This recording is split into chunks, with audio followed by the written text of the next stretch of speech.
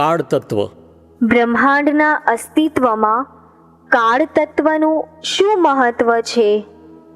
કરુણદાદાશ્રી કહે છે, આ તો લોકોના વ્યવહારથી આપણે ઘડિયાળોમાં ટાઈમ જોવામાં પડેલા છીએ. વ્યવહારમાં રહ્યા તો શું કરીએ, આપણે ના જોવું પડે? તો એને કાળ તત્વ કહે છે.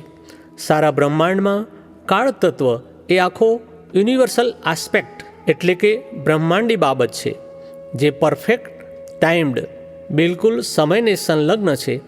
તે બ્રહ્માંડ કાળ તત્વને આધીન છે. કાળ તત્વ ના હોય તો આ પરિણમનશીલતા ના હોત.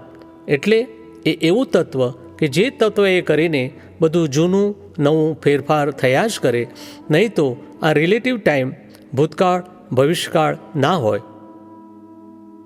કાળ એ ઉપચારિક તત્વ. કાળ તત્વ એ એકચ્યુઅલી વાસ્તવમાં બીજા બધા તત્વો છે એવી રીતે નથી, પણ તે એક કોન્સેપ્ચ્યુઅલ તાત્વિક અવસ્થા છે કે જેથી વ્યવહારમાં આપણે કંઈક તેને સમજી શકીએ. તે એલિમેન્ટ એટલે કે તત્વ નથી, પણ મેજરનો યુનિટ એટલે કે માપનો એકમ છે. કાળ તત્વ વ્યવહારમાં કાળચક્ર તરીકે કામ કરે છે. તે ઓરિજિનલ તત્વ સ્વરૂપે નથી, પણ વ્યવહાર સ્વરૂપે છે. એટલે આખા બ્રહ્માંડમાં જીવને કર્મવશ ચારેય ગતિમાં જે ભટકામણ છે તે ચારેય ગતિના પ્રકારો માટેનું એ આખું નિયંત્રિત એવું કાળચક્ર. તે સ્વતંત્રપણે નિયંત્રિત કરતું નથી, તે અનાદિ અનંત છે. ઓરિજિનલ તત્વ દૃષ્ટિમાં, સર્વજ્ઞોની ને જ્ઞાની પુરુષની દૃષ્ટિમાં કાળને તત્વ સ્વરૂપે મૂક્યો. બાકી ખરેખર એવી રીતે ઇન્ડિપેન્ડન્ટ એટલે કે સ્વતંત્ર તત્વ નથી, એ ઉપચારિક તત્વ છે. એટલે કે 5 તત્વોને એક્ઝેક્ટ જેમ છે તેમ સમજાવવા માટેનું એ એક તત્વ છે. કાળ સેલ્ફ ઓટોમેટેડ. ચેતન અને પૂતગલ એટલે કે શરીર એ સમયને સંલગ્ન છે અને ઓટોમેટિક પાછું ને પરફેક્ટ. મોલિક્યુઅલ ટુ મોલિક્યુઅલ એટલું બધું એનું પરફેક્શન છે. અને કેવું પાછું? તો કે સેલ્ફ ઓટોમેટેડ, સ્વયં સંચાલિત. આપણે અમુક ટાઈમે જાગવું હોય તો એલાર્મ મૂકવું પડે ને, પણ આ તો સેલ્ફ ઓટોમેટેડ અને એ ટાઈમિંગ પ્રમાણે. કાળ સેલ્ફ ઓટોમેટેડ છે, તો એ સેલ્ફ ઓટોમેટેડની ક્રિયા કેવી રીતે થાય છે? કરુણદાદાશ્રી કહે છે, એ આપણા અભિપ્રાયના સ્પંદનથી થાય છે. કાળ તત્વ છે એ આપણને વિભામાં ઓપિનિયન એટલે કે અભિપ્રાય થતાની સાથે આ પૂતગલમાં જોડાઈ જાય છે. પછી ગ્રો વધતો જાય, થયા કરે છે. એટલે કે એની સ્થિતિ લંબાય છે. પછી કાળ એની જોડે ને જોડે જ રહ્યા કરે છે, કારણ કે એ તત્વ છે. તત્વ ના હોત તો ના રહે. એ જોડાઈ ગયું એ શું થયું? તો કે તત્વની અવસ્થા થઈ. એ બધી અવસ્થાઓમાં જોડે ને જોડે રહે એટલે પછી આગળ જાય. એટલે કાળ અને પૂતગલનો આવો સંબંધ છે. એટલે આત્મા એ નિશ્ચય કાળ કહેવાય છે, અને આ પૂતગલ જોડે જોડાયેલો કાળ એ વ્યવહાર કાળ કહેવાય છે, અવસ્થા કાળ. અને પેલો સ્વભાવ કાળ. સમયને કાળનું એલિમેન્ટલ ફોર્મ એટલે કે તત્વરૂપ કહેવાય, અને બીજું વ્યવહારનું મેઝરેબલ ફોર્મ એટલે કે માપી શકાય એવું રૂપ છે, એને વ્યવહાર કાળ કહે છે. એટલે બંને રીતે કાળ કહેલો છે. સમયવર્તી કાળને મૂળ કાળ કહ્યો. સમયવર્તી એટલે એક પૂતગલ પરમાણુ એક આકાશ પ્રદેશને ઓળંગે એટલો ગાળો, અને એની નીચેનો બધો જે કાળ છે એ આખો વ્યવહાર કાળ કહ્યો.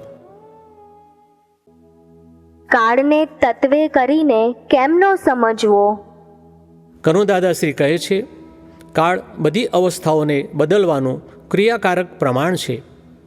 તત્વે કરીને તત્વનું કામ હોય ને, એટલે જૂનું નવું કરવાની ક્રિયા એ ક્રિયાકારકતાનું એક પ્રમાણ છે. તત્વ પરિણામ સ્વભાવી હોય ને, એવું તાત્વિક સ્વરૂપે એ પરિણામી છે, સ્વપરિણામથી છે, નિશ્ચય કાળથી. અને કાળ છે માટે જ અવસ્થાઓ થઈ શકે, નહીં તો ના થઈ શકે. એટલે એ તત્વ સ્વરૂપે સમજાવવું એ બહુ ઝીણું છે. હવે તત્વ ને તત્વની અવસ્થા બંને અગત્યના છે. અવસ્થા ક્યારે હોય? કે ગુણ હોય અને ગુણનું પરિણમન હોય. આખો ફેરફારી થતો જાય તો જ ગુણ કહેવાય ને, નહીં તો ગુણ કહેવાય નહીં. દરેક તત્વને ગુણ છે એનો. એવી રીતે કાળ મૂળ તત્વની ભાષામાં સમજવું હોય તો એના ગુણ છે. એ કાળ પછી નિશ્ચયકાળ અને વ્યવહારકાળ બેમાં વિભાજન થઈ જાય. નિશ્ચયકાળ એ તાત્વિક છે. નિશ્ચયકાળ પણ એ આખો પરિવર્તનશીલ છે. અનંત જ્ઞાન પ્રકાશે કરીને, અનંત દર્શન પ્રકાશે કરીને, અનંત શક્તિઓએ કરીને એ આખો પરિણમનશીલ છે અને અનંત પુરુષાર્થે કરીને. અને વ્યવહારકાળ બધો સંસારનો છે. સમસરણ એટલે કે સંસાર કહે છે આખું એ વ્યવહારકાળ બધો. વ્યવહારકાળ એ કાળ તત્વની અવસ્થા છે. વ્યવહારકાળ એટલે ભવિષ્યમાં આવીને ભૂતમાં પરિણમી જવા માટેનો કાળ. કાળ પરિણમનશીલતાનું પ્રમાણ. કાળ જૂનું નવું કરવાની ફેરફારીનું પ્રમાણ છે. એ કેવી રીતે? કનોદાદાશ્રી કહે છે, અસ્થિકાય 5 કહ્યા તે પૂતગલ ને એની બધી અવસ્થાઓ ને બીજા તત્વો છે એને લાગુ પડે છે. અસ્થિ એટલે આખો વિસ્તાર કહેવાય, પરંતુ કાળ તો એક પ્રમાણ છે. એટલે મૂળ તત્વ અને તત્વના ગુણો છે ને એ ગુણોનું પરિણમનશીલપણું છે ફેરફાર.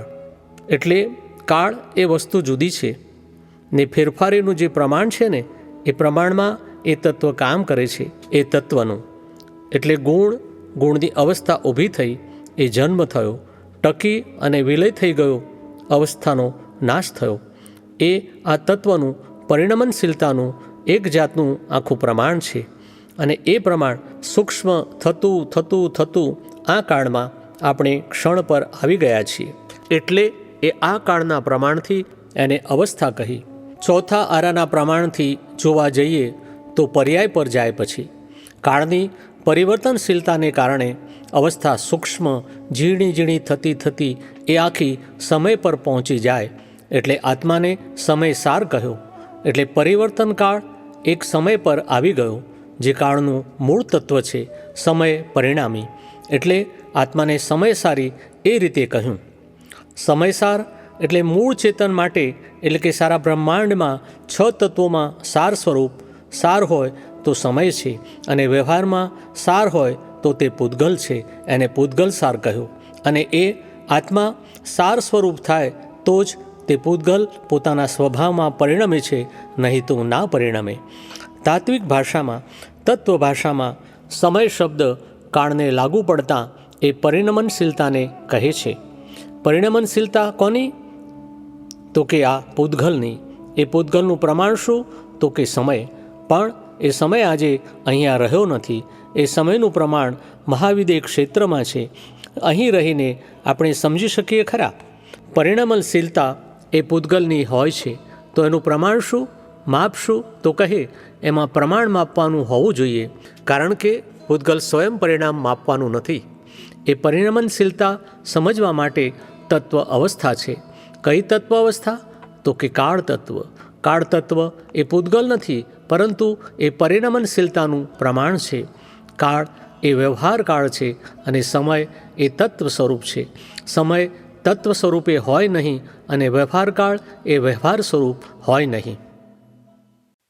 સમય કાળનું તાત્વિક રૂપ. દાદાજી, સમય એટલે શું સમજવું? કનોદાદાશ્રી કહે છે, હવે સમય કોને કહેવો? તો કે એક પરમાણુને બીજા પરમાણુ સુધી ટ્રાવેલ કરવામાં, એટલે કે ઓળંગવામાં, એ અવસ્થામાં જેટલો સમય લાગે ને એ ફેઝને કાળનો સૂક્ષ્મમાં સૂક્ષ્મ ભાગ કહ્યો. It is a measure of phase up to the subtle level, very subtlest level. તે સૂક્ષ્માથી સૂક્ષ્મ લેવલ સુધીની અવસ્થાનું માપ છે. કાળનું છેલ્લામાં છેલ્લા માપનું પ્રમાણ એને સમય કહ્યું, અને એ પરમાણુના લેવલે હોય. હવે સમય શબ્દ દરઅસલ કોને લાગુ પડે છે? તો કે દ્રવ્ય સ્વરૂપે એ ચેતનને લાગુ પડે છે. હવે એ કઈ રીતે? તો કે ટાઈમ એ અવસ્થા સ્વરૂપે કારણો સ્વરૂપે છે, ત્યાં આગળ એ ચેતન અને મેટર જે પરમાણુ સ્વરૂપે છે એ બેના રિલેશનમાં અહીં આગળ એને સમય સ્વરૂપ એ રિલેશન એટલે કે સંબંધ છે. એટલે કારણોની ઓરિજિનલ અવસ્થા સમય સ્વરૂપ એને એવી રીતે દ્રવ્ય કહ્યું. એટલે આ 6 દ્રવ્યોમાં આત્માને સમય કહ્યો, અને 6 દ્રવ્યોમાં જો સારું રૂપ હોય તો એ આત્મા જ છે. સમય એટલે આત્માનું પરમ વિશુદ્ધપણું. જે સમય સરકતા સમયને સારી રીતે જાણે છે, એવો સમય જે કાયમનો છે, એને સાચવી જાણવો એ માનવ જીવનનો સાર છે. સમય કાળાણું સ્વરૂપે. કાળાણું એ શું છે? કનુદાદાશ્રી કહે છે, કાળ તત્વ છે એ તાત્વિક ભાષામાં એક તત્વ છે. જૈન સંપ્રદાયમાં દિગંબરી અને શ્વેતાંબરી આ બે મૂળ ફાંટાઓ, એમાં એ કાળ તત્વ દરેકને પોતાની રીતે સમજાયું છે.